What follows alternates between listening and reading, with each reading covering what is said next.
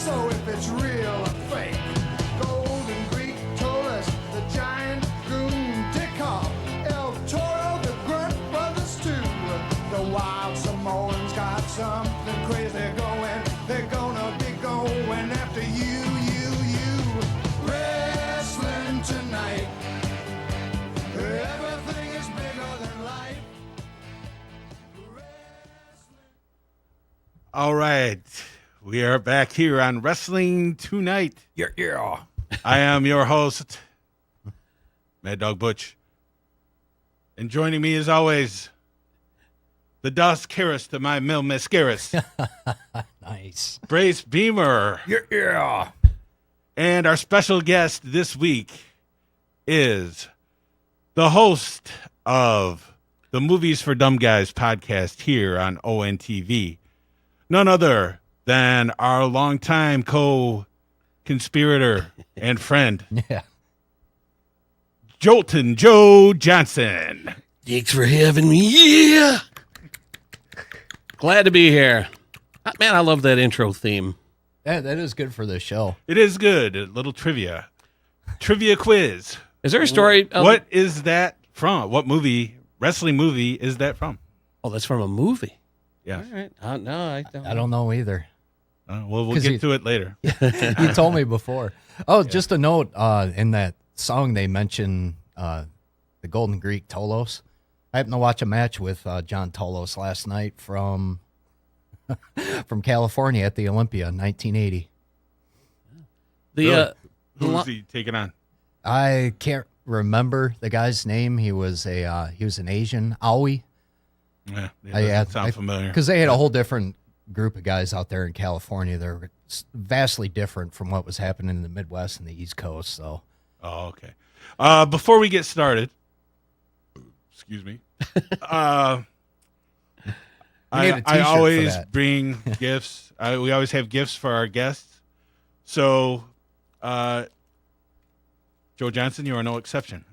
One of the guys that we will be talking about later, who's starred in a couple movies or had parts in a couple movies, none other than Andre the Giant. Oh, look at So this. this is the limited edition micro brawler Andre the Giant from the Pro Wrestling Crate. That's It's yours, awesome. Joe Johnson. excellent. Another golf clap. That's awesome. Love it. Now, we are going to be talking, our topic tonight is going to be wrestling movies. We'll start off talking about movies that are about the sport of professional wrestling, and then at the end we'll talk about wrestlers that have gone into acting or, certain movies that they've starred in or even had like bit roles in at some point. But before I get started, is there a particular wrestling movie? It doesn't have to be about wrestling. It could be just a movie that stars a wrestler that is your favorite wrestling movie, Joe Johnson.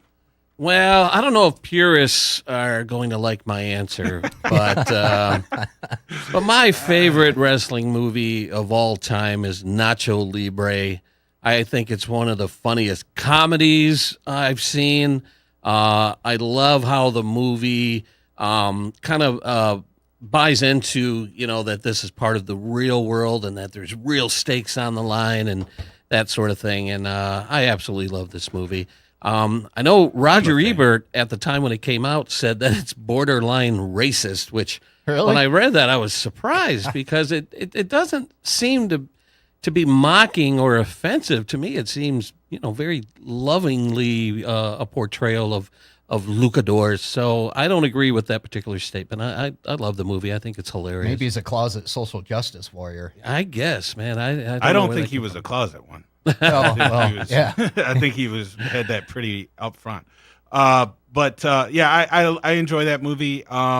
It did not get the greatest reviews, but I did go and see it at the theater because I was a fan of Napoleon Dynamite, and I'm a fan of Jack Black too. Obviously, I'm a fan of wrestling, so I actually thoroughly enjoyed it when I saw it. Yeah. I know a lot of people hate it, like you said, purists. A lot of wrestling purists hate it. Brace Beemer, have you ever seen Nacho Libre? I saw probably half of it, so that's Okay. I didn't make it all the way through, but it was okay. Well, what would you say is your favorite professional wrestling movie? I don't know. Probably They Live because I was so surprised at how good it was. Yeah. Yeah, we'll talk about that a little bit later as well. Now that you mentioned that, actually, I just the New York Toy was it the New York Toy Fair? New York Toy Fair Yeah. was just over the weekend. Mhm. There's a company called Reaction. Well, I mean, it's not just them. There's a lot of different toy companies now that are doing retro figures that are basically like 5 points of articulation, like the original Star Wars figures. So you got like articulation at the hips, and the arms, and the head, and that's about it. But I just saw that they're coming out with a line of They Live action figures. Oh, so they're really? like the Star Wars style, the old original Star Wars style, but they're going to have a Roddy Piper and some of the other characters from that. So Now, they look pretty cool. so I just far. saw pictures. Not only are they doing the mini reaction figures, I saw that they're doing like 8-inch cloth outfit figures with with those weird Really? faces. Yeah, I and saw that stuff. too. So, I Well, saw why don't that they go all the way to the 12-inch so they can be like the old Star Wars, Yeah. Yeah. figures? I wonder if they'll do a Roddy Piper version of that one. I hope so. Yeah, that'd be cool. I will say this. This movie was out in limited release last weekend, Fighting with My Family. That's one of the reasons why I wanted to do this podcast, because it was coming out. I thought it actually was opening in a wide release last weekend, and I was going to try to catch it, but it had a limited run. I believe it's opening in wide release this weekend. The Rock produced it. He's going to be in it. Oh, really? But it's and it's the story of Paige, who is a female wrestler that was pretty popular in WWE within the last so many years. It actually looks pretty decent. It's gotten decent reviews. I haven't checked Rotten Tomatoes recently, but I think it was right around 80 or so last time I checked. I saw the trailer and I thought it looked really intriguing. From what I gather from the trailer, she went in just to kind of humor her brother, who wanted his lifelong dream was to be a wrestler. Yeah. And they went in together, and she got the gig and he didn't, and apparently that caused friction in the family. But Really? yeah, so it looks intriguing. It looks interesting. It does. And not Nick Frost, but is it Nick Frost from Shaun of the Dead. Shaun of the Dead and like Hot Fuzz Right. and all those movies? He plays their Did you father. say hot fudge or hot fuzz? Hot Fuzz. Hot fudge. But Yeah, that's what Coming I at was ya. thinking. no, I wish they made a Hot Fudge movie. I wish they would show that again. Seymour. Seymour That's was a the man. blast from the past right there. Also, recent news, as recent as today, it started popping up all over my Facebook feed. They're going to do a biopic about Hulk Hogan starring none other than Chris Hemsworth as of right now. Let's see And how that directed plays by, out. Directed by Todd Phillips, who directed what were those movies? The Hangover movies. Is that Oh, guy- okay. I don't know that guy. Does he look like Hogan or? You know him. He was Thor. Thor in the Marvel Oh, movies. is that him? Okay. He's 'Cause got I'm the just not good with guns. the names or whatever. Yeah. But how do you one of the challenges of doing a biopic, especially about someone who's still living, is how do you capture the essence of somebody like Hulk Hogan without looking like a bad impersonation or something? It's going to be a challenge for him to pull off Hulk Hogan, I an agree. icon. Yeah, 'cause he's so over the top, isn't he? I mean, Yeah. it's like, I agree. I mean, Chris Hemsworth is not 300 pounds either. Yeah. I mean, he's obviously in good shape and he's muscular and everything, but he's not like Hulk Hogan shaped. Yeah. yeah, Like- but they like can make Hogan. him look like whatever they need to in Hollywood, you know? They- I mean, yeah, that's true. They could stick him in a bodysuit or CGI him, I guess, if they need to. You know, Hopefully they that won't. reminds me, though, because the other day I was thinking, I wrote a note down that, having the guy playing Thor, playing Hogan, why don't the WWE, I guess, just go ahead and try and get in bed with somebody and produce a full-blown superhero movie out of wrestlers? Yeah. Because they always kind of like, like hint at it, and it's wrestling. A lot of people like it because it's a human comic book. So go ahead and just make a full-blown superhero movie. with So many wrestling. great characters, Yeah, I think that'd be a great idea. Yeah, that actually would be a good idea. And they just recently re-signed Helms. I can't think of his first name, but Hurricane Helms? Hurricane Shane Helms? Shane Helms. Yeah. Have him come running out in his wrestling gear, but it's like they're really superheroes, but they got their wrestling gear on. Yeah, there's a lot of different stuff they could do, and we should probably at least mention WWE films. I mean, I didn't really write anything down about it because I haven't really seen any. I saw one of them that I didn't even realize was a WWE film that had no wrestlers in it called Oculus, and it was horrible. It made absolutely no sense Really? at all. Yeah, it made no sense at all. But I have never seen, I don't believe I've seen any of the WWE produced movies. Have you guys, to any of your knowledge, seen any of those? I mean, I would avoid them, honestly. Yeah. That's what I did too, because especially at the time when they first did it, I was not a fan of what WWE was doing as far as wrestling goes. So in my mind, I was like, stick to the wrestling. Get the wrestling right. Don't occupy your time going into other things, because let's face it, anytime WWE has branched out in the past to other areas, the XFL, the Donnie Lalonde, Sugar Ray Leonard fight, it's been a bomb. Yeah. I mean, not so much nowadays, but back in that era. So, I mean, I haven't really looked into it to see how those movies do at this point. I think they might do like okay, but maybe this fighting with my family will actually do okay. But if they were to do something along the lines of what Gene said, it'd be fun. If they did it in the style of like Mars Attacks, like let's say aliens invade Earth and the wrestlers have to save the day, and it's tongue in cheek. It's a marketing tool for the WWE. It would be fun and funny. That would be because great. they could still do like a little serious, like they're getting their butt kicked and they all got to make comebacks. Well, they don't make comebacks anymore. I don't think they know what that is. But there's just I mean, there's like a ton of things that they could do if they wanted to do that. But it seems like they want to, when they produce a movie, besides casting the wrestler, I don't know if like in the movie the wrestler is a wrestler. I don't think that they normally are. It's like they want to distance themselves from that when they produce their films for whatever reason. yeah, why not? They should just embrace it and love it. Kind of like what was the one that Stone Cold was in and Ronda Rousey? Hogan was in one, I think. Escape, was he in Escape Plan or no? It was like a superhero type movie. No, are you talking about the Expendables? Yeah. I've never seen any. Oh, okay. Yeah, they weren't that bad. He might have been in the third one. Yeah. Oh, that's one. I didn't even think about him, but I didn't either. But anyway, yeah, because actually, I mean, the little bit that I've seen of him in films, he's actually done a pretty decent job. But let's get into the wrestling movie stuff.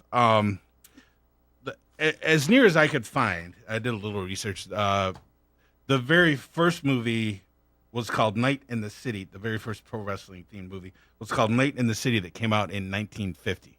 Oh, wow. I doubt either of you guys have seen it. I definitely have not seen it. I don't even remember what the plot was, but did it have wrestlers of the day in it? It didn't look like it. No, okay. No. So jumping ahead quite a bit, and I still have not seen this movie. This is something that's been on my list. Actually, a Sylvester Stallone movie that came out in 1978. He played a wrestler called Cosmo Carboni, and it was Paradise Alley. Vaguely remember that one. I've heard of that. It's kind of a cult classic, isn't it? I believe so. And I may have seen it at some point. I really don't remember it. But because I get that mixed up with the what was the other Stallone one? Death Race 3000. Yeah. Yeah, that was before. that predates Rocky, right? And then, Death Race? Death Race predates Rocky. Predates Rocky. And then Rocky came out in what, 74, 75? No, not that late. Really? I think it was mid-70s. So then Paradise Alley came out a few years after Rocky. Yeah, but before Rocky 2, I believe. Yeah. So, yeah, that one's on my list to see, but I've never seen it. I was a young whippersnapper then. No wonder I didn't remember the year. I probably saw it on TV for the first time. That's right. Now, I know that you and I have seen this, Brace. A movie came out in 1974, produced pretty much by the AWA and Greg Gagne, called The Wrestler, not to be confused with The Wrestler that came out years later. Ed Asner was in this movie. Actually, it's a pretty respectable movie. I mean, I don't know if you had to be like a hardcore wrestling fan to enjoy it. A lot of different wrestlers from the time were in there from the AWA. What do you say Yeah, about that? I liked it. I mean, it was kind of it's one of those movies where you look at it now and it's kind of campy. Yeah, You know, definitely. just because of the way I'm going to get like a technical here, but just the way they like cut to the scenes and before somebody speaks and after they speak, it's like a hard cut Yes. or a short, you yeah, know, definitely. but everybody seemed to do like a good job of acting and the story was okay. I mean, you know, it was believable. You didn't want to get drop kicked by Vern Gagne. Well, that was like the big payoff. Yeah. At the end, like it seemed like the whole thing was leading up to Vern Gagne just being able to drop kick straight at the camera. Wasn't that and I believe that was the Yeah. very last scene of the movie. Yeah, that was the wasn't finish. Joe Johnson, you ever seen The Wrestler with Vern Gagne? No, but hearing you describe that last scene, it kind of sounds very similar to the end of another movie by the same title, which I'm sure we'll talk about in a little bit. Somewhat.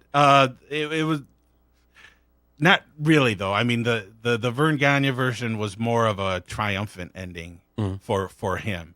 And it's a finishing move, so it got to end the movie on it, you know? Yeah.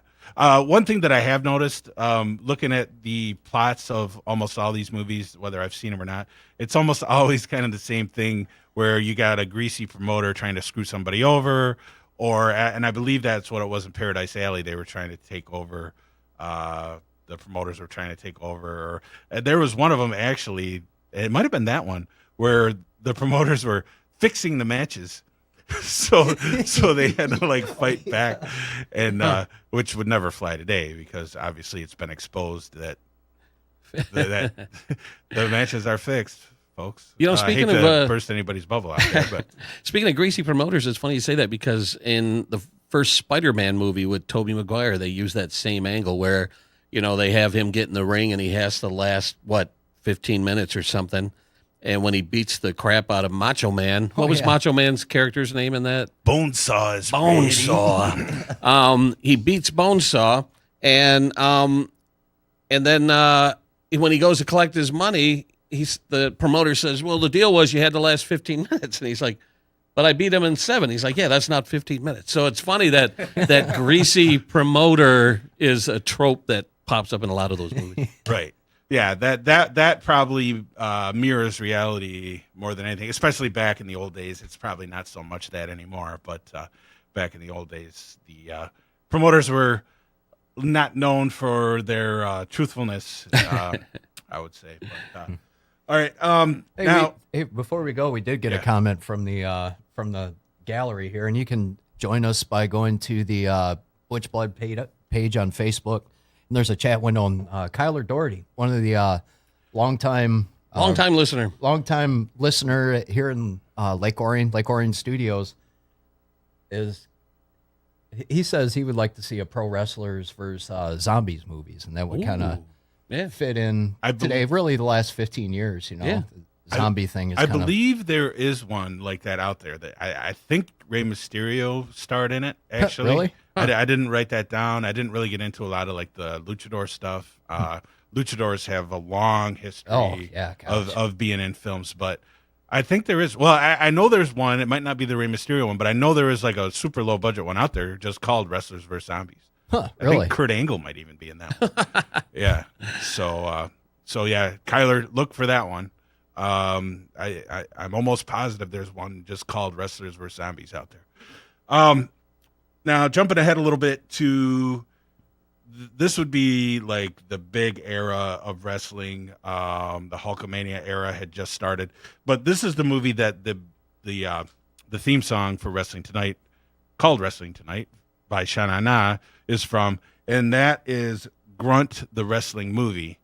Now this movie, the premise of this one is there's a wrestler that threw another wrestler between the ropes. He got his head caught between the ropes, and he did the old instead flip of gimmick and- instead of letting him go, he let it like tighten up, and the guy's head popped off. So he gets banned. He gets banned from wrestling. Well, then this other wrestler comes back under a mask, and they're trying to say that it's him. So the whole movie is basically them trying to figure out if it's actually Mad Dog DeCurso, who they mentioned in the song, Ah. under the mask later on. But this movie also has like a ton of wrestlers from the time making cameo appearances. But this one's actually a pretty good movie. I mean, Really? as far as wrestling movies go, I would definitely put it up there as one of my favorites. I don't know if I really have a favorite, but I would definitely put it up there.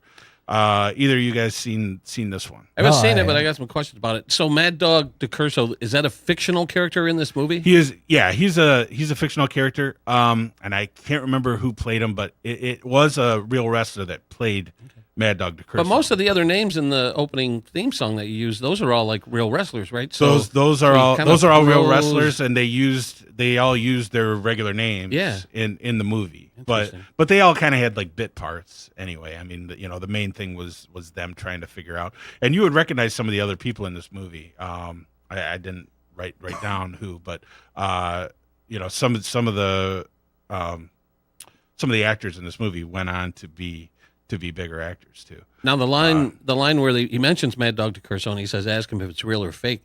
That made me think of the thing that happened in real life where some reporter was asking a wrestler if it's real or fake, and he smacked the crap out of him. Yeah. Who was the wrestler who did that? That was Dr. D. David Schultz, Okay. and he did He it. was in my top 10 all yeah? time. Yeah. All time. Wow. And he did it to John Stossel. Now that was, in your opinion, that wasn't set up, right? That was an honest reaction to a stupid question, right? Well, I'm sure we'll discuss this at some point, but Dr. D's story is that Vince McMahon told him to do it. Oh, wow. To rough him up if he got stupid. Interesting. Vince denies that, and actually, Dr. D. A lot of people think that is what got Dr. D fired immediately. Dr. D actually stuck around a little bit after that. Yeah. What actually got him fired was he had heat with Mr. T. Huh. He was like obsessed with Mr. T when Mr. T was like showing up, and he says now that was just all an angle that he wanted to work with Mr. T, but Yeah, I kind of buy. Truth has got to be somewhere in the middle. that's what I think too. It sounds like he just hounded Mr. T. I don't know. I mean, I know he seems to have mellowed because I just heard an interview with him recently. He seems to have mellowed in his older age, but interviews that you heard back then with him, I mean, he was on the Morton Downey Jr. show at one time, and it seemed like he was just always raring for a fight. He had to hate Mr. T though, because he stuck his neck out and slapped the weaselly mush mouth, snarky reporter. And it resulted in a lawsuit, right? There, a lawsuit Yeah. came out of that. Yeah. Yeah. So he, and then all of a sudden here comes an actor in there, and he just got through paintbrushing the idiot, journalist reporter. And then, so what's he going to do? He's got to keep the heat, Yeah. Yeah, and John Stossel claims to have lost like 80% of his hearing in that year. Yeah, what a liar. I think he did get a lot of money Yeah. from He did. Vince, but so there's another movie that came out in 1985 also that focuses on the Detroit wrestling scene, and it's called I Like to Hurt People. This is another movie that I really like, but I don't know if I think you would have to be a hardcore wrestling fan to probably appreciate it, Yeah. or be a fan of like the Chic era. Pretty much, it's real thin on plot. I will say that it's basically them trying to ban the Sheik from wrestling because of what he has done. So another one, Andre the Giant's in it, Dusty Rhodes is in it, but they're all playing themselves. But then in between, they kind of show matches, like clipped matches that they play like a whole song over. That is pretty much the bulk of the movie. But I do enjoy this movie. Joe Johnson, I can't imagine you've seen this, although I did lend it to you. I'm embarrassed to admit that you've loaned it to me, and it's been sitting on my coffee table. And I come home from work, and I sit down and I stare at it, and then I'm like, I haven't seen When Harry Met Sally in a while, and I'll grab that and I'll pop that in and watch that. And it's been haunting me. That movie's been sitting there mocking me, and I haven't been able to physically get up and put it in my DVD player. But I promise you I will at some point. So you should have been watching that instead of that time you watched on Golden Pond. You know? No, I mean, But you Grunt, got Grunt, the house Grunt, on fire. Grunt, the wrestling movie, is also on that same disc, by the way. Okay. So I would watch Grunt before I'd watch I Like to Hurt People. But Buddy Rogers or Brace Beamer, I know that What name Who am I came in? Someone just came in. I know that you have seen this movie. What are your thoughts on I Like to Hurt People starring the Sheik? I the liked original it. Sheik? It was a train wreck. It was a disaster. And really, like if you aren't a wrestling fan, but you're just a fan of, I hate to use the word campy again, you know? Yeah, And just definitely.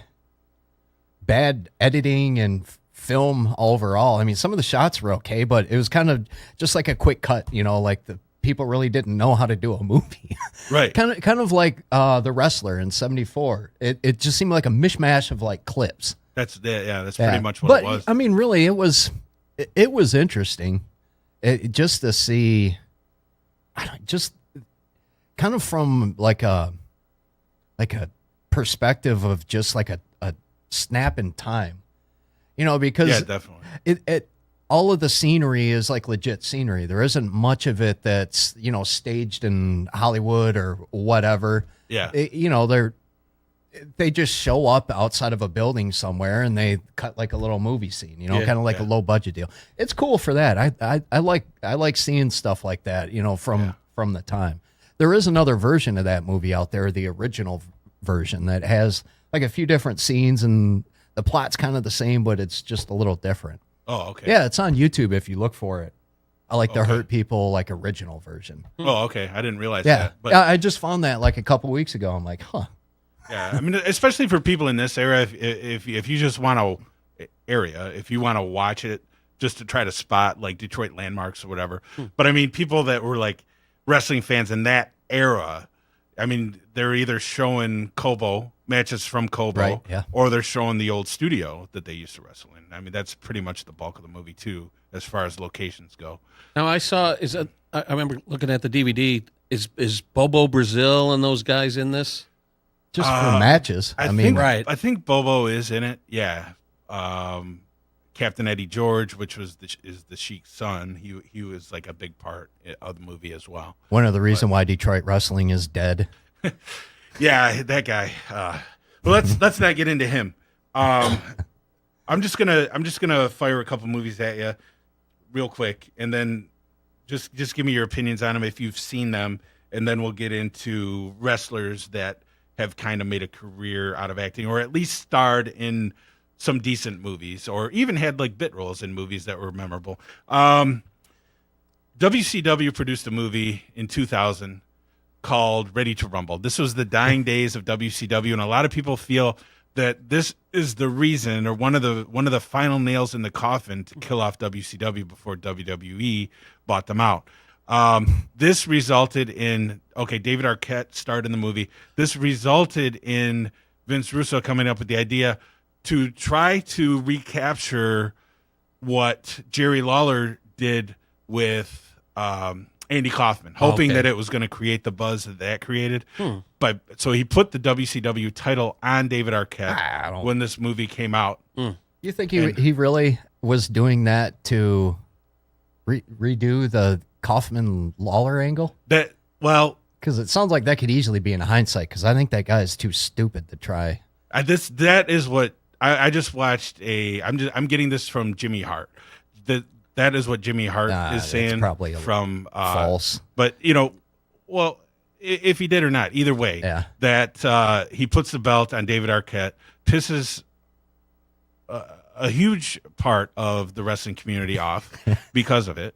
David Arquette has just come back to wrestling recently, but anyway, have either of you guys seen? Well, I'll go to you first. Well, I Joe. remember it when it was out. I didn't see it when it came out, but I do remember all the hype around it and the Arquette thing and all that. And it does kind of make sense what you're saying. You know, when the Lawler Kaufman thing happened, everybody was talking about it. So I can see somebody going, "Hey, they're talking about that. How can we tap into that?" And so I can totally see that happening where someone tries to recreate it. And at the time, Arquette was known as a nut job. Like, he just didn't seem like stable. And so I could see him playing that Andy Kaufman role perfectly. Well, that's probably why he's involved in wrestling. I mean, nut jobs, just like all of us. Brace Beemer, your thoughts on Ready to Rumble? If you've ever seen it. I ran away from it. I didn't want to see it. Number one is a WCW production. Number two, like David Arquette. He just always rubbed me the wrong way because he didn't belong in wrestling. Yeah, I did watch it. I rented it. It was horrible. That's all I got to say about that. It's been a long time since I've seen it. Probably one of the worst wrestling movies that I've ever seen. Really? Yeah. Good. I'm glad I didn't see it. We talked about this a little bit earlier, but in 2006, Jack Black stars in the movie Nacho Libre. We already pretty much covered it. The reviews were not so great. Most people that I talked to, reaction was mixed. Some people loved it. Some people hated it. I really like it, actually. I'll still pop it in every now and then and watch it.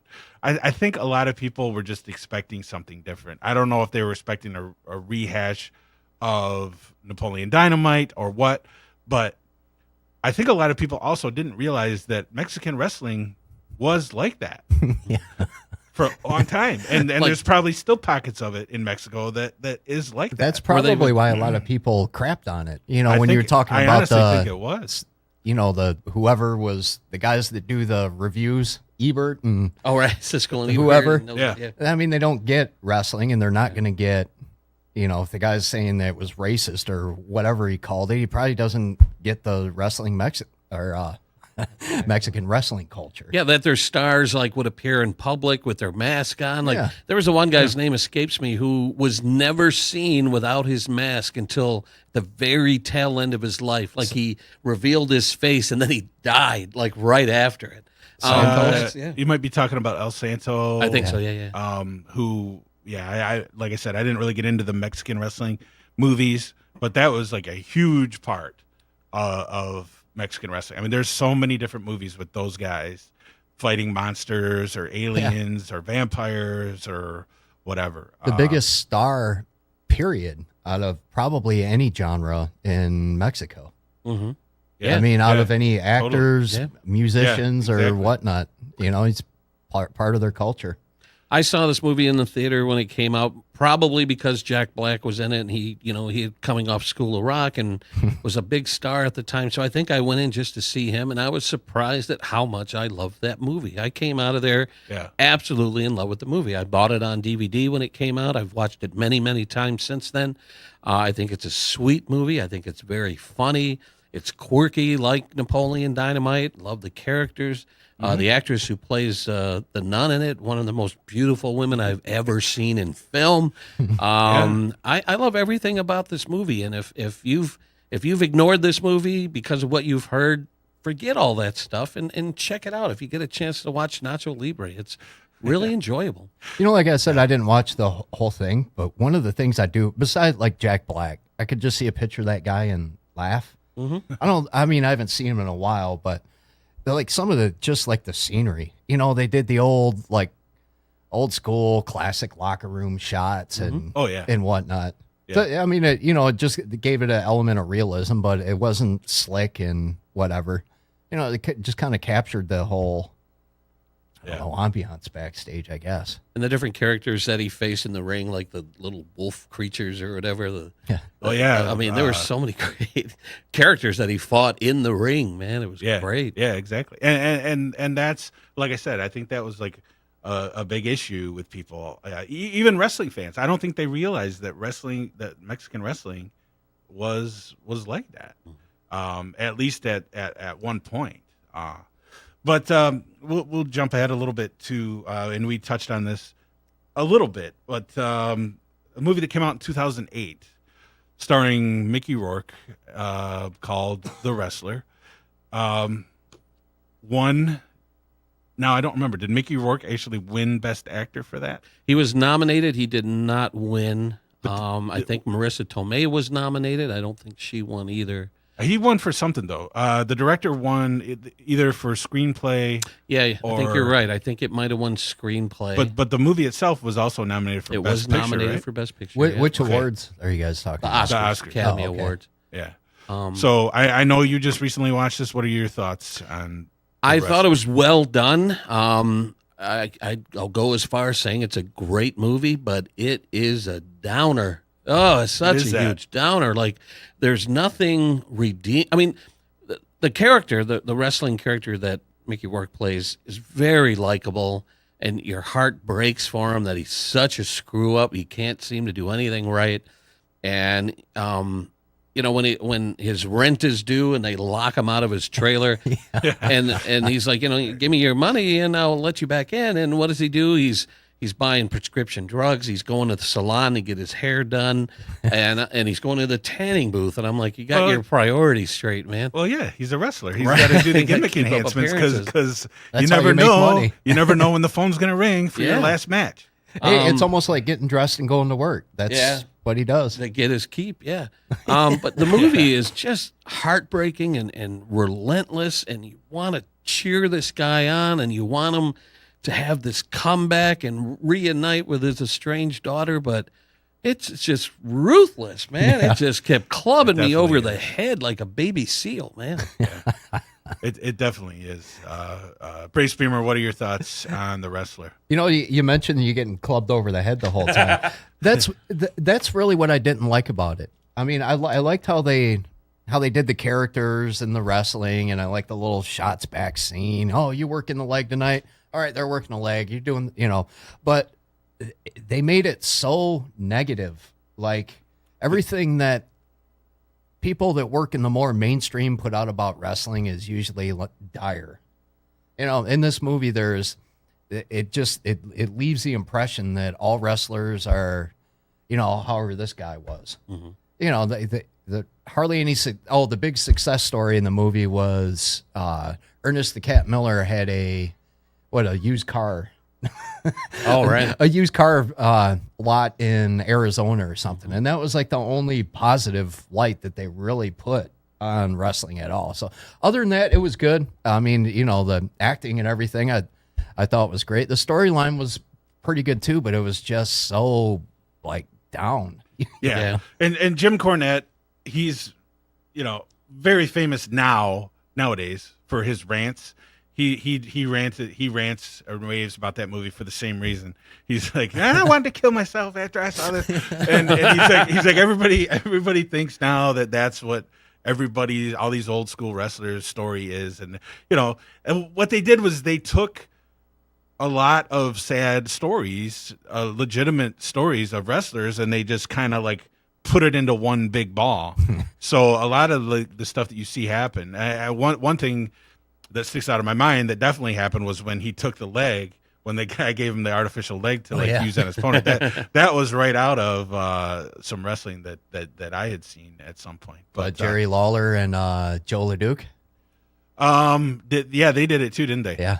I was thinking more. I think it happened in Combat Zone Wrestling though, where it was like an actual fan, and he gave him his leg to use against I think somebody. I saw that. Oh no, like, that was on the movie. That's right. yeah, but that was a legitimate thing. They took that right from. I mean, a lot of that stuff was taken from actual events. But, Yeah, and all the hardcore crap that they showed in it, it's they I had showed a way hard too time much watching of that. It's that, like, man. God, don't That was show that. brutal. Yeah. I got nauseous. Like, I was eating, which was a mistake. And I got nauseous when they were doing the hardcore stuff. I had to look away. It was brutal. But I want to ask you guys this. The director, in the editing process, decided to leave the end ambiguous, even though if you ask him, he has a definite opinion. So like what we mentioned earlier, when you said the final shot of the original wrestler movie where he comes at the camera and makes a move, in the Mickey Rourke wrestling movie, he leaps over the camera and they kind of fade to black.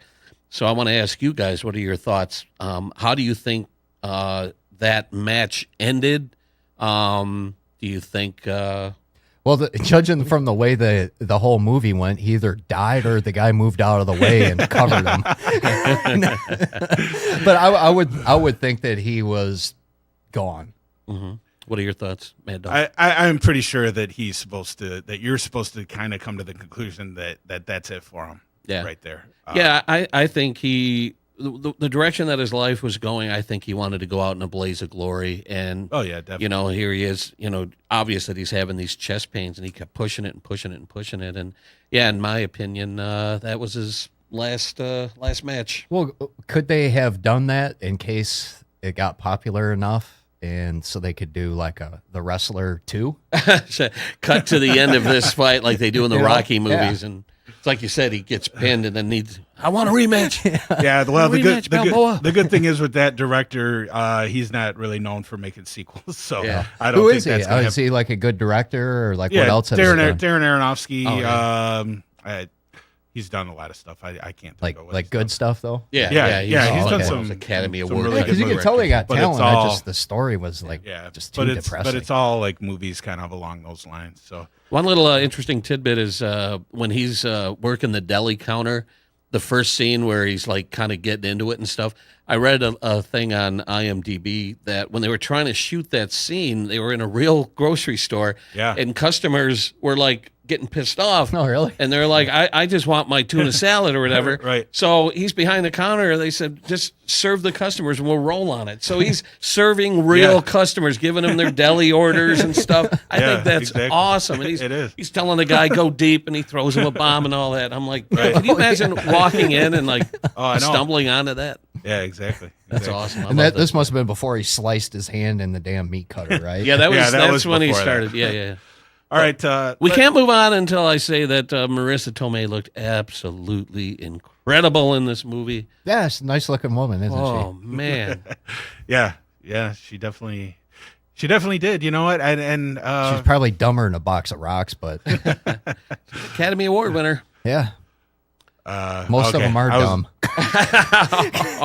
Woo! I was going to say something, but I'll keep it PG. Let's jump ahead a little bit to a man that will probably never win an Academy Award, but has been in quite a few movies, and this is what started it.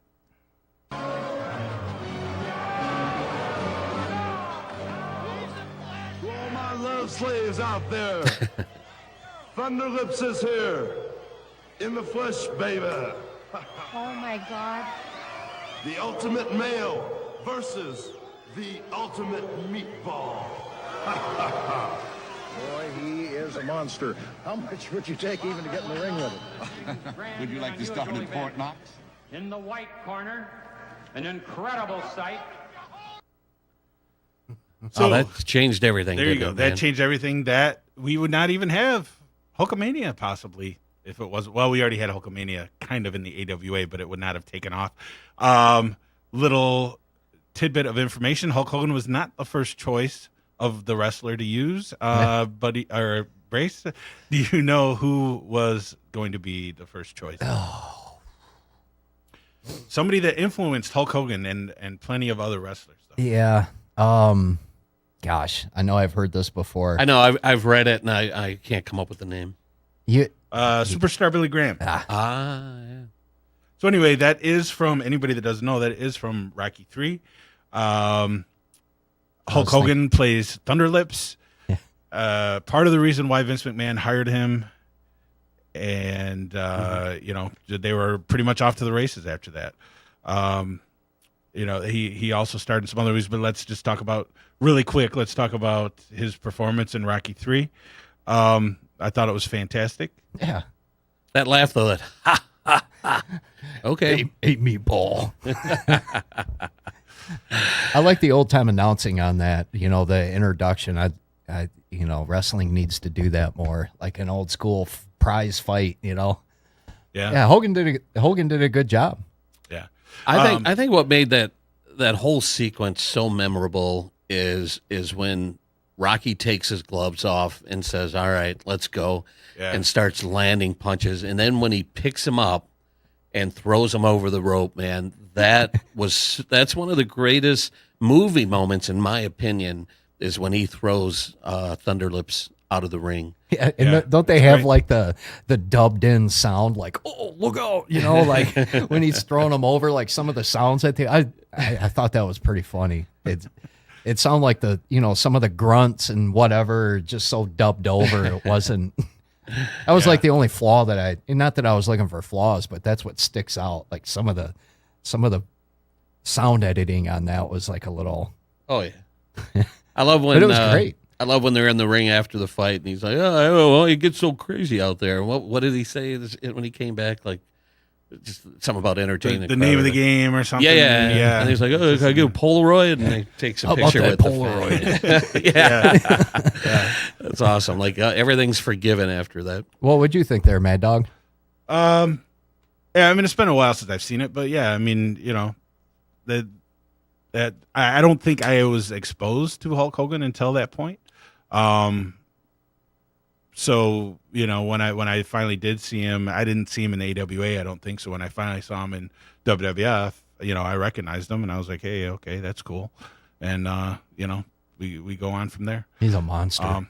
So jumping ahead a couple of years from there, WWF decides to create their own movie starring Hulk Hogan and also Tiny Tim Lister, who called himself Zeus. Oh yeah. A little movie called No Holds Barred, and they actually turned that into a wrestling angle and had Tiny Tim Lister wrestle as Zeus. I believe the big match that he had was at SummerSlam, and it was, I believe, Zeus and the $1 Million Man, Ted DiBiase, against Hulk Hogan and Randy Savage. This the finish was Miss Elizabeth jumped up on the ring apron and removed her skirt, which was taken from Grunt, the wrestling movie, but the girl actually takes her top off, and so that's the reason why you should go home and watch it. I'll fast forward to that part. Anybody have any thoughts on No Holds Barred? I remember when this movie came out. Again, I remember it was a big deal. Now, correct me if I'm wrong. One thing that pops into my head, I'm hoping I get this movie correct, but there's a YouTube video or a viral video where Hulk Hogan is on a motorcycle or something, and he's driving down the street, and the camera's riding along with him, and somebody noticed that in the background, Hulk Hogan passes a guy who throws his dog into a lake or something. You guys know what I'm talking about? I've never seen that. Sounds familiar. You're going to have to look this I'll have up. to check into it's that. really bizarre. Like, it was accidentally caught on film where this guy, like, picks up his dog and throws Well, it. at least dogs can swim, right? Yeah, but it's The old such a doggy bizarre thing to catch on camera. We'll look it up later. That's Yeah, I'll have to look that up. Now, another guy that was going to leave the WWF and enter wrestling.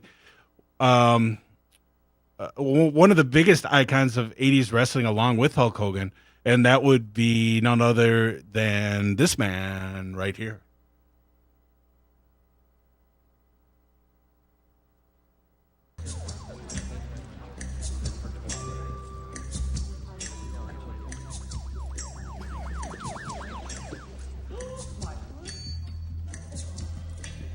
This is the bank robbery scene, right? Yeah.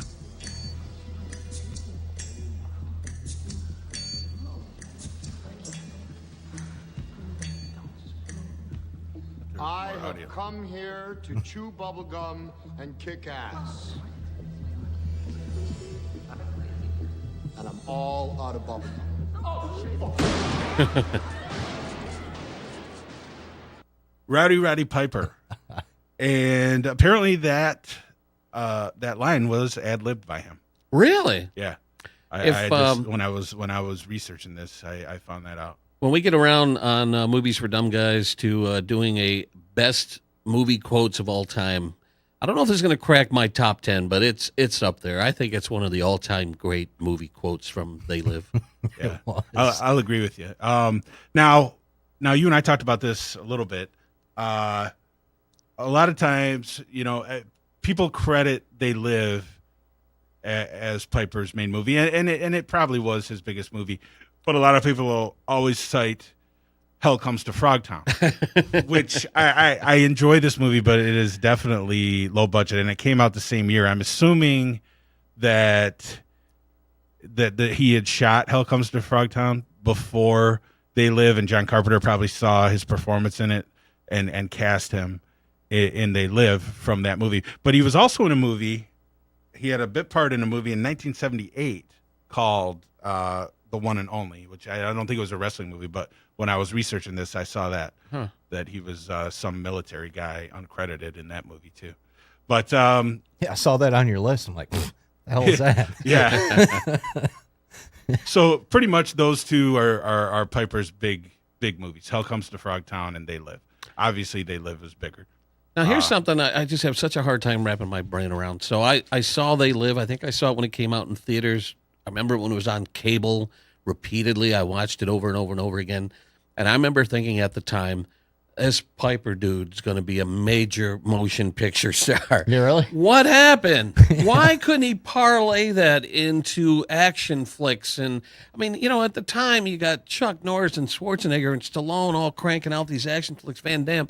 Why didn't Piper milk that into something? It makes my head hurt thinking about it. He probably needed some guidance for that, because I can imagine somebody, and granted, he spent some time out in California, like in Mad Dog mentioned the movie in 78. He was wrestling in California at the Olympic out there. So I probably just guidance and the right agent, I guess. Yeah. Now, I'll say this, Roddy Piper was in my top 10 of the 80s. He was my number one favorite wrestler of the 80s.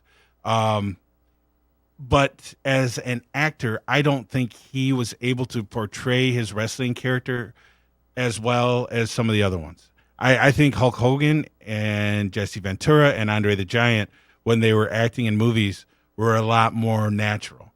Piper, to me, seemed like he was, like when he did the wrestling stuff, it came off as natural. When he was acting, it was almost like, to me, it was almost like I'm Roddy Piper and I'm acting now. Yeah, Really? You thought that with They Live? I did. Huh. Really? And I do. See, I think what I liked about him in They Live is I thought that he wasn't his in the ring persona. Yeah, that's that he what I had thought too. Toned it That's down and was. I liked it. I liked It what he just didn't did. seem like a natural performance to me, though. I don't know. It's been a long time since I've seen it, but I remember kind of being disappointed with it when I saw it. It was like the Matrix before the Matrix. Instead of taking the pill, you put on the glasses. Right, and it reveals all. Yeah. Now, one thing we like to do on Movies for Dumb Guys is name drop. I want to say that a few years ago, I was covering the Motor City Comic Con, and there, live and in person, was Roddy Piper himself. Sweet. And I took some pictures of him as he was talking to a fan. Not much of a line or anything. He was just kind of sitting there laughing out loud. I took some pictures. And he died, like a month couple months later? later. Oh, Yeah. really? I don't Was even that know. It was close? a couple months. Like it was really quick after Did the you meet Motor him City Comic or Con. anything? Or? No, I just admired him from afar. Like I didn't want to bother him. Yeah. I should have went up. I should have shook his hand. I should have got a picture with him, and I didn't because who could have predicted that would have been his last Comic-Con appearance ever? So that's one of my regrets, was not going up to him and saying, "Hey, love your work." Huh, that's pretty cool. Yeah. Yeah, you and I had talked about it, and I was going to try to actually interview him, or see if I could interview him in a Doghouse type segment at the time. And so I was obviously really disappointed that that didn't happen, and then he passed away. So any opportunity that I would have had to do was gone after that. So we mentioned this guy earlier, but let's talk about him a little.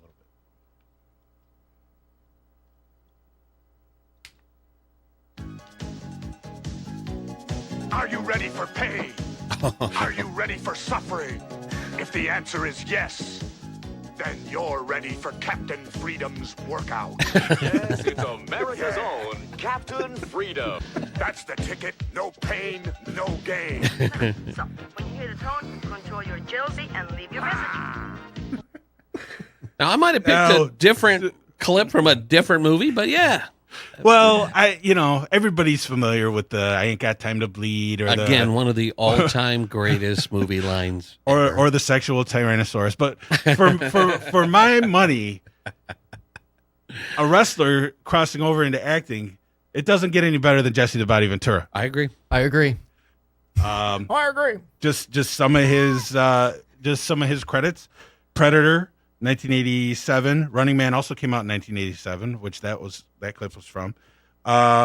He played an announcer in The Naked Gun, 1988. He was in Ricochet, 1991.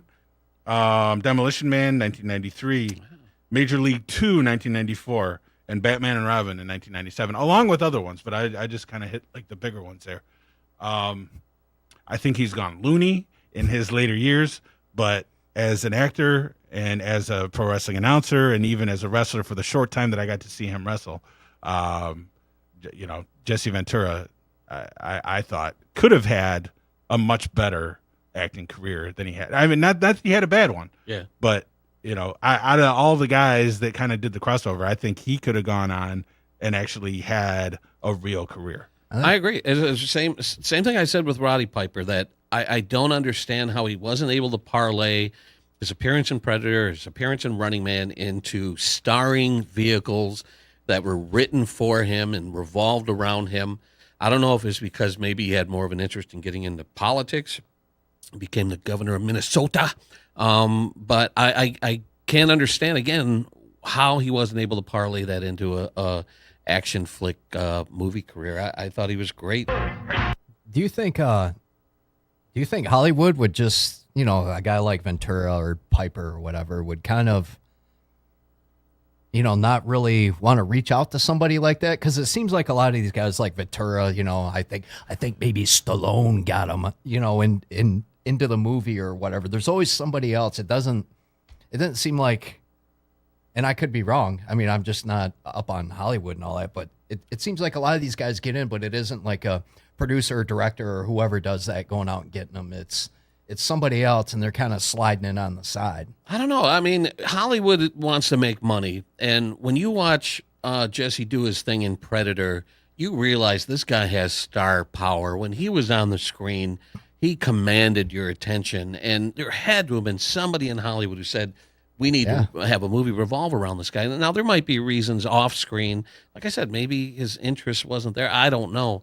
But, I can't figure out why he wasn't a bigger star in film. Probably the greatest set of films. He might be the guy for actors. I don't know about the Rock stuff. He makes a lot of money and all that. But maybe prior to that, like Ventura, for what he did, maybe the parts were smaller or whatever, but all the movies he were in just kind of, I don't know, they were all like pretty decent and they worked well with them, and he's kind of, remembered for doing a good job. Yeah, I totally agree. But now another guy that was in a few movies, but people still kind of associate him with being an actor, or crossing over from wrestler to actor, even though he's only been in a handful. And that is Andre the Giant. Obviously, The Princess Bride is probably the biggest movie he was in 1987. But he was also in a movie called Mickey and Maude in 1984. Before that, I remember that. Dudley Moore was in that. And a movie before that, Conan the Destroyer, also came out in 1984. Thoughts on Andre the Giant as an actor? I mean, let's face it. He was not the best at speaking English. Mm-hmm.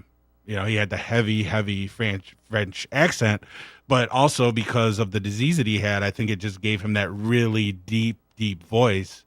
What would be your favorite Andre the Giant performance? Well, obviously Princess Bride is one of my all-time favorite movies, and I've looked up facts and stuff about it, and Rob Reiner, who directed it, I believe, he pardon the pun, he wrestled with the idea of dubbing over Andre's voice in the movie and decided against it. Really? Yeah, and he said on set many times nobody knew what the hell he was saying.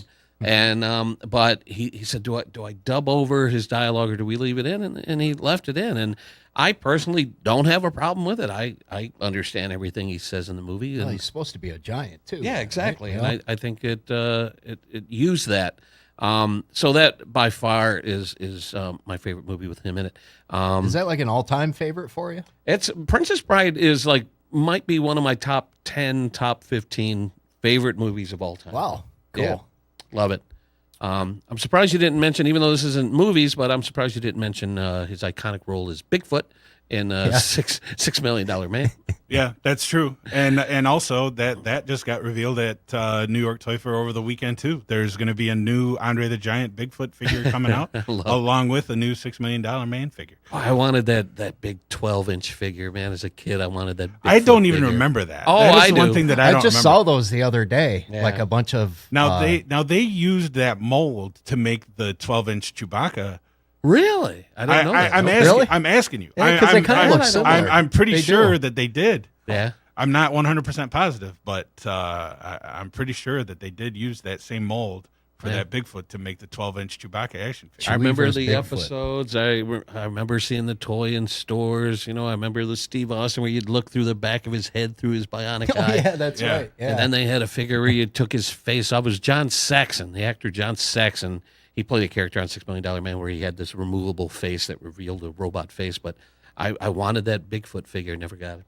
Yeah, that was like I don't know, but I probably liked Andre better as on the $6 Million Man just because I was such a little kid, you know, Yeah, and loved that show. But Princess Bride, he did a great job in. I mean, I really like I'm not really into that type of movie. Well, I can't say that, but it was great. Like the whole scenery and just the story, the way they had him. You know, it was almost like he could have been like on Mr. Rogers or something, the land Right. of make He believe. was so gentle. Yeah. I guess I learned a lot of the little tidbits watching that documentary, the Andre the Giant documentary on HBO. Oh, that's right. Yeah, and they talked about the Princess Bride. And one thing that surprised me is at that point in his career, he was in so much pain that when he does the fight scene with Wesley, the Dread Pirate Roberts, that they had to use a stunt person. They had to bring in a stunt person when Wesley was hanging from his back and stuff because Andre couldn't support his weight. Oh, really? Yeah, he was in a lot of pain at that point in his career. Yeah, Now, wasn't there a scene where he catches the princess Buttercup, or picks her up or something, and they had to work They around used that cables too, and stuff. Really? yeah. because he couldn't even Yeah. Yeah, 87, that would have been the old bad back that he'd been suffering in the knees. Yeah, because that was also the year of WrestleMania 3, and obviously the story is that nobody knew if Andre would be in the shape to have the match, although he did wrestle for quite a few years after that. But up until that point, he did have back surgery. Didn't they say that he had back surgery around that time? And so I think that might have given him a couple more years. But I've heard some of the stories on how much tranquilizers, what do they call it? Painkillers? Brain fart. Anesthesia they had to put the guy under. Oh. Imagine having that guy's back split open and he wakes up. Yeah. I wouldn't want to be in the room. Man. now I do want to mention this guy. I mean, this is more of a modern wrestler, and I was not really a fan of his in wrestling too much. I mean, he was kind of hit or miss with me. Like every once in a while, I would really like a match that he had, and then he would blow it like the next time, and he was just too inconsistent for me. And I think he got like a push just because of who he was friends with backstage. And this person is Dave Bautista, who has gone on to have a fantastic movie career. I mean, he is in no lie, he's been in probably like the last 4 or 5 years. At least one movie that's been in my top 10 of the year, probably my top 5 of the year, and that is starting with Riddick in 2013. I didn't even realize he was going to be in this movie, and I think he did just a fantastic job in this movie, which got him later roles, I'm pretty sure. Either of you guys seen Riddick? And it's the third part of the Pitch Black trilogy. No, which I heard it was good though. I heard he was great in it. I didn't. Yeah, see it. he did a great job. So that gets him. I'm pretty positive that is what gets him the role of Drax the Destroyer in Guardians of the Galaxy. Obviously, this movie is like one of my favorite Marvel movies. Yeah, he did good in that. and yeah, I mean, I was like shocked that, and he says that once he found out that he got this role, that he just cried because he knew, how big of a career thing that this was going to be for him. Your thoughts on his performance, Joe Johnson? Well, Guardians of the Galaxy. I wasn't even aware of what Guardians of the Galaxy was in the comic world. But at this point, as Marvel was releasing movies, I just reached a point where I'm like, I'm not even going to question them. I'm just going to see whatever they put out. And I saw the trailers. I'm like, what the hell is this? And I said, no, I'm going to go in and watch it. And I was blown away by both movies. And I thought he was great as Drax. He had stole a lot of the best lines, stole a bunch of scenes, was just great in it. And I'm absolutely heartbroken at the thought that because with all the controversy with the director being fired from the series, and they might bring in a new director for the third one, that Dave said, I don't want to be part of it if you don't bring him back. And I'm like, you can't bring in another actor to play Drax. So I hope they resolve their differences before they go into production on the third one. But I think it would be a big loss if he steps away from this franchise. What's the deal with the director?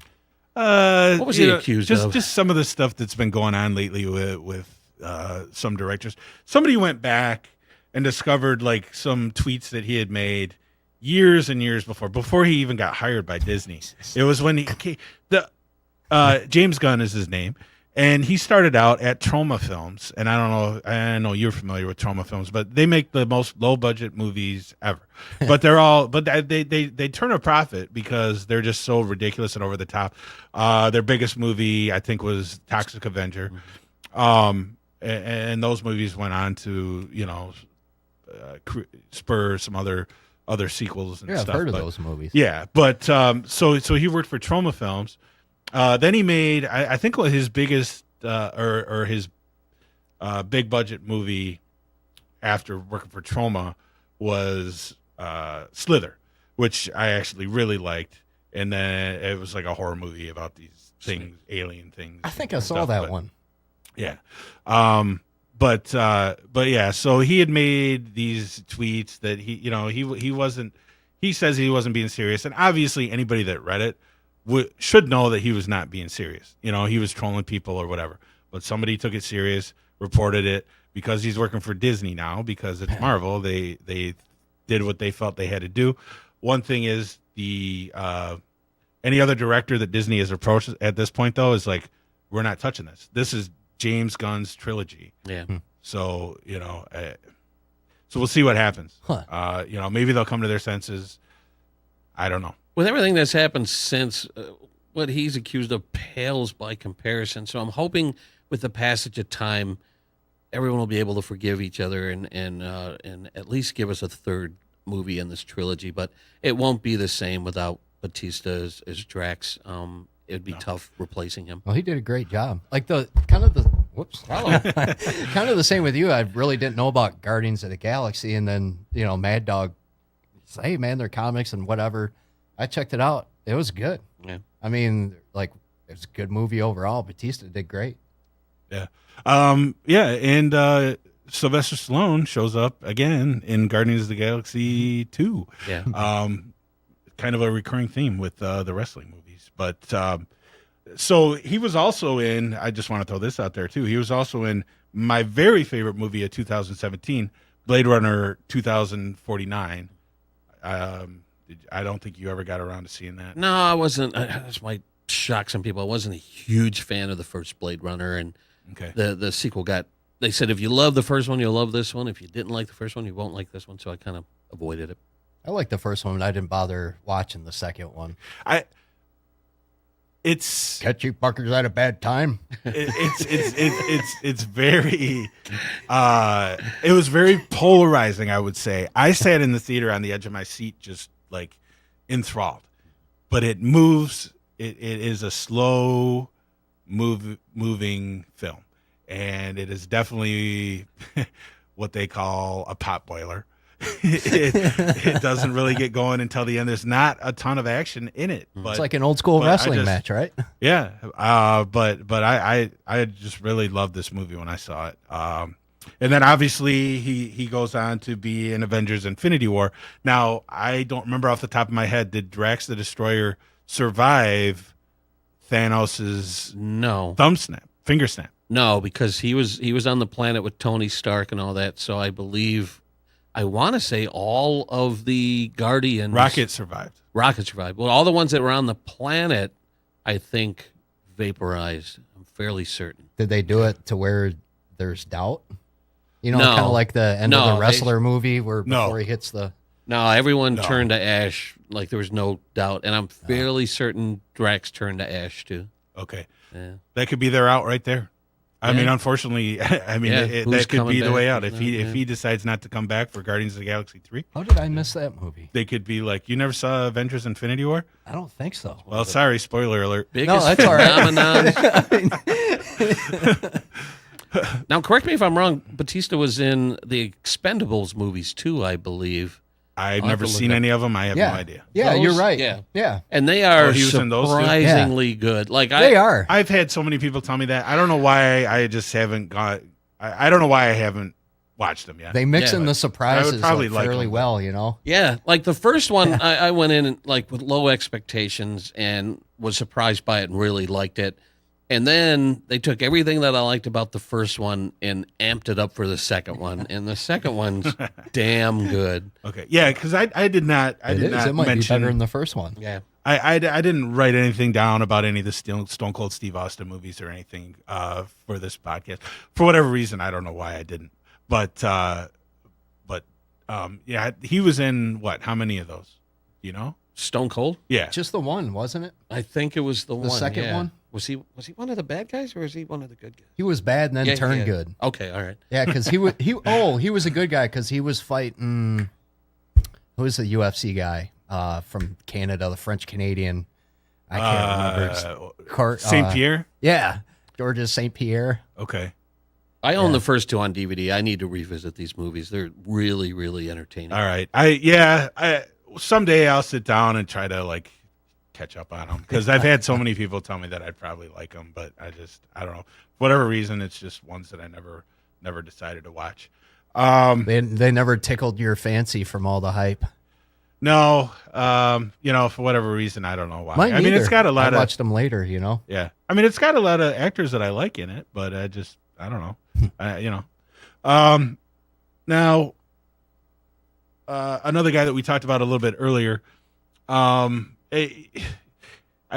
could kind of classify this guy as a wrestler, but he's in a couple movies that I really enjoy. One of them is called My Breakfast with Blassie from 1983, and I'm talking about the comedian Andy Kaufman. And then they did a documentary about him after he had passed away in 1989 called I'm From Hollywood, and basically that covers like the whole wrestling thing that he did. But then the movie Man in the Moon obviously covers like a big chunk of that too. I know that you mentioned this on your podcast that you were not an Andy Kaufman fan. He was. I was a big Andy Kaufman fan. There were elements I not liked. till later on though. Yeah, I liked when he was on SNL and he did his Elvis impersonations and his Mighty Mouse thing. Like that caught me. I was a kid back then, so that appealed to me. But as time went on, I'm just like, this guy is weird. There's something wrong with this dude. And he just loved messing with people. We talked about an incident where people bought tickets to see him perform, and the auditorium was full, and he came out and read a book from cover to cover. It was The Great Gatsby. The Great Gatsby, a novel from cover to cover. That's what, and people walked out and left, and I'm like, I don't get it. I don't understand it. So. Brace Beemer, your thoughts on Andy Kaufman? Even if you don't want to discuss those movies that I mentioned, I don't know if you've seen them. Yeah, I didn't see the movies. You've seen I'm From Hollywood. I know that. You've seen they used to show that documentary on Comedy Central, as a matter of fact. Maybe I saw parts of it. Okay, it's only like an hour long. Yeah, I think, but it's actually interesting. They talked to Robin Williams, who was like a good friend of him, of his, and yeah, those two are two great sketch artists. Yeah. Williams and Kaufman. So you've never seen My Breakfast with Blassie? No. Oh man, I got to lend that to you. I have it on VHS, but I believe what it is Andy Kaufman probably does not let him in on some of the stuff that he sets up, and all it is him and Fred Blassie going to a place. This tells you how old it was. The breakfast place that was called Sambo's, which they can't they don't allow anymore. But anyway, so they're sitting in there, and the whole thing is just him having breakfast with Andy Kaufman and like discussing kind of his career. But you can tell that Andy has set up some other marks or some other plants. In the one of them is his wife, who I know now, but probably at the time, I don't know if they were together. But it's like a table of women sitting over there that are obviously actresses, and they come over and interact and. Are they working Blassie? Does Blassie know they're I can't actors? tell. I'm almost positive that Blassie that they are working Blassie, but maybe not, because he comes out with some good stuff in there too. He's doing some stuff in there too, but get away from me, you pencil neck geek. Yeah, pretty much. He's like, why are you talking to them? And yeah. So I'll lend it to you, and All right, then you'll have to give me your opinion on whether you think Blassie was in on it or not. Oh, okay. See, that's how I feel about the Letterman appearance. Are you familiar with the Letterman Kaufman appearance? and Lawler? Yeah. Oh, yeah. I've always wondered if Letterman was in on it. I mean, I don't think Letterman's that great of an actor. It looks like he was not. He was on not, it. yeah. I believe they address that in. They might address it in Man on the Moon, but if they don't, I think they address it in I'm From Hollywood, and they say that Letterman was not in on it. Wow. Yeah, you could, because I could tell by his reaction, right? Because he didn't know how to react. He just acted like the normal late night, talk show guy. Yeah, So he didn't know whether to sell it or do whatever. So he just kind of, you got what you got. That's the way I looked at it. Yeah. Now there's a couple other guys that have memorable performances, and I've never seen this guy's starring movie, which is called Knucklehead. I think it was a WWE produced movie, The Big Show. But as Captain Insano in The Waterboy, he did a fantastic job. About that. And that is like, even though it's short, it's a cameo, but that is like an iconic scene, and that is a iconic performance by The Big Show as Captain Insano in The Waterboy. I didn't even see it. You never seen The Waterboy either? No. Oh. Wow. Yeah. I'm not a big movie guy. I like them. It's kind of just something's got to get me right away to see it. Waterboy is probably one of my top 5 Adam Sandler films. I would say so too. Yeah. I agree with that. It probably goes in order of the way that they came out for me.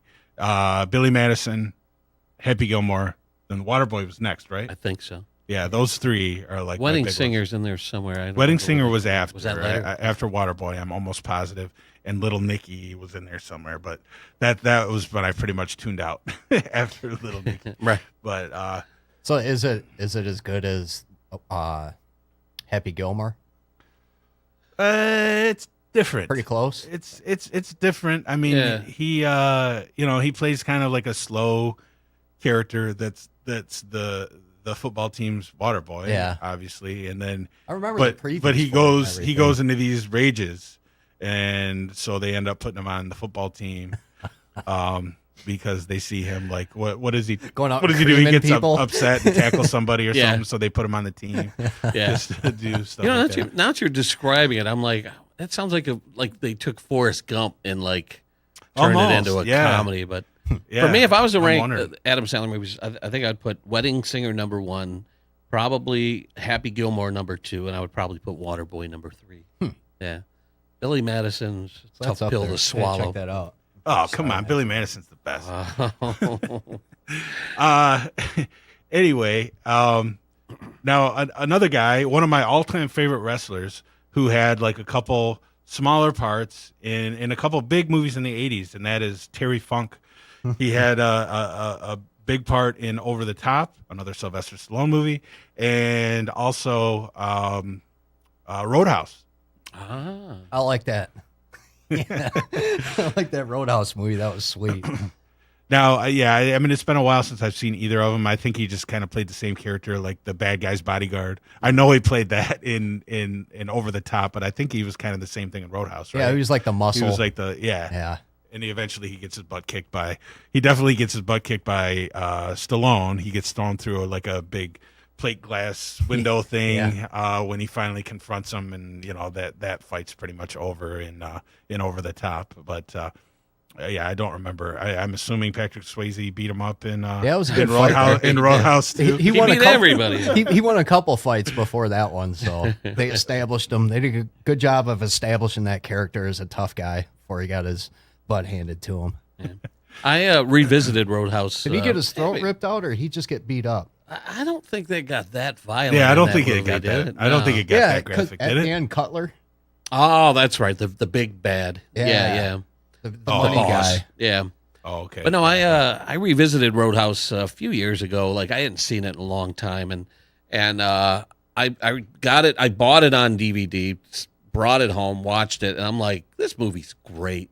Like I think it's one of Swayze's best. I'll have to give it another shot because it's been so long since I've seen it, and so long since I've seen Over the Top. But I remember seeing Over the Top at the movie theater, and I liked it at the time. I mean, I'm sure, like a lot of those movies, it's a product of its time. Right. Yeah, I mean, I think there was, as a matter of fact, and I'll have to check into it. I don't know this 100%, but I believe the guy that was Mad Dog DeCurso in Grunt the Wrestling movie was one of the arm wrestlers in this movie. Oh, but really? I'll have to check into that to make sure.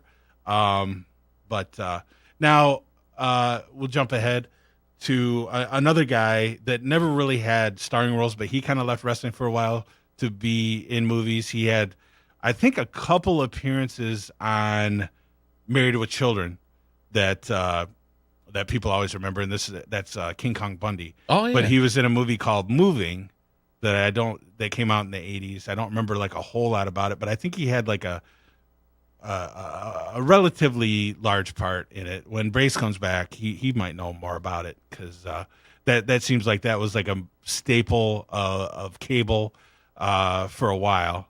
I have no memory of that. When you mentioned Married with Children, I'm like, oh yeah, he was on that, but I have no memory of Moving at all. Really? You remember the premise? No. He was a mover.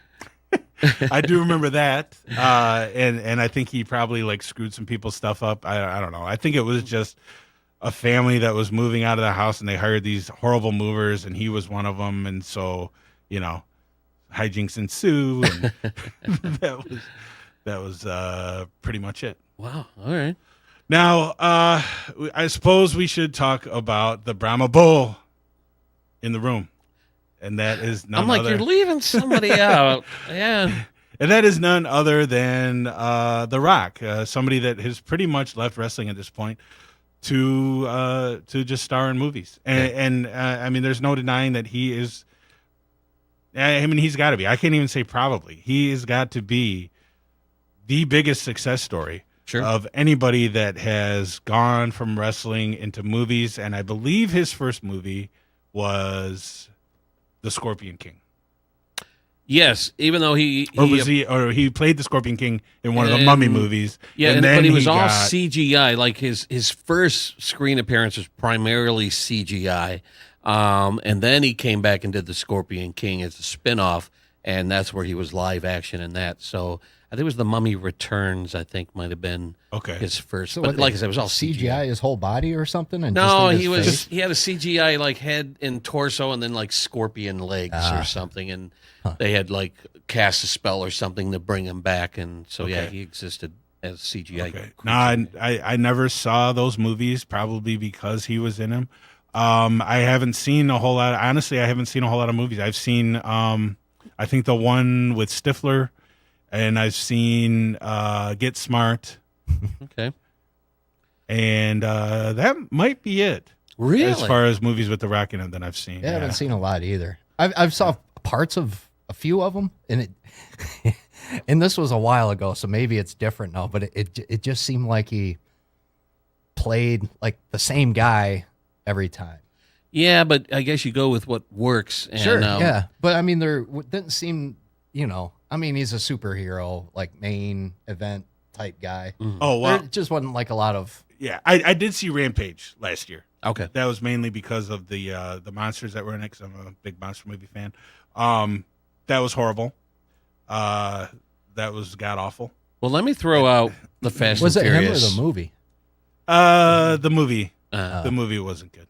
Well, let me throw out the Fast and Furious franchise. So I got on board with the Fast and Furious franchise right out of the gate.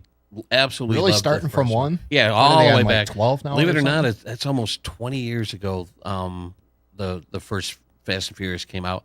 Absolutely loved it. And then Vin Diesel left for Fast and Furious 2, so it revolved around Paul Walker and some new characters that they introduced. Fast and Furious 3 was garbage. Tokyo Drift, absolutely hated everything about it. Well, you didn't like the cars in it, or No, I didn't like the lead actor that was in. Like, they didn't bring back any of the original characters, except I think maybe Han might have been. No, I think he might have been a new creation. But anyways, 3 was forgettable, and I thought the franchise was going to die with 3. They come back with number 4, which was okay. They bring back Paul Walker. They bring back Vin Diesel. But at this point, the franchise is getting a little tired. Like, how many more of these are we going to get? And I got to tell you, with Fast 5, they bring on board The Rock, and he injected new life into the franchise. Really? It's one of my... I'd say Fast 5 is probably my favorite Fast and Furious movie behind the first one. And I absolutely loved it. I loved what he brought to it. I loved how they were adversaries at first. One of the greatest fight scenes of all time was between Vin Diesel and Dwayne Johnson in Fast 5. It's this long, drawn-out fight scene where they're going toe-to-toe. They're equally matched. And I think it's one of the greatest fight scenes of all time. And I love what Dwayne Johnson brought to the franchise. And he's been in every one of them since. And now he's part of the group and part of the family, I guess. How many have they had? What are they up to now? I want to say 8 might have been the last one. And now they're going to do, now they're doing the Hobbs Shaw spinoff. So they're doing their own spinoff with Jason Statham and Dwayne Johnson. Wow. And then when they're done with that, I think they're going to come back and do a number 9. But I love what he's brought to that franchise. I love his contribution. I think he's been great in maybe that. I'll have to check him out sometime. We're running out of time. So thank you, Joe Johnson, for being here. What do you got coming up on your Movies for Dumb Guys podcast? We're going to be doing the Dumb Guys tribute to Dumb Guys. And in the near future, I think we're going to... When is that going to be? We're shooting that on Thursday. Tomorrow? Yeah. Oh, okay. So that's our next episode, and we're going to touch on, I think, maybe greatest movie quotes, and I want to do one on greatest movie endings. All right. Nice. Sounds good. Anybody that has not tuned into Movies for Dumb Guys here on ONTV, do so. YouTube, every SoundCloud, iTunes. Thursday, and you do it every Thursday, correct? Every Thursday, yep. All right. Weather permitting. All right. Thanks again for being here. Brace Beemer, any parting words? Yeah, it's a pleasure to be back behind a microphone in front of a camera with you, Joe. It's been, I think, probably since like 99, maybe. Been a while. Since you fired us from the, that's the right, old from the studio. Java Hour. That was probably the last time we were on air together. You guys did beat the crap out of me just because we wanted to get the carpets clean. I've never forgotten that. Yeah, we did do that also. Yeah, we did. All right. Thanks for being here. We will, everybody, again, check the Butch Blood, BLUDD Facebook page for future Wrestling Tonight shows. Hopefully we will see everyone next week, but we'll keep you updated on that page. Everybody have a good night. Thanks, guys. That was fun. It's a natural fact that I love to attack and see your face. Make love to the mat, and it's no lie that I'm black with your eyes. 'Cause I like to hurt people, and you better know why. Like to hurt people. I like to hurt people. I like to hurt them good. Hurt. Come on, I'm gonna mangle you good. Okay, watch this one. Now the blood I spill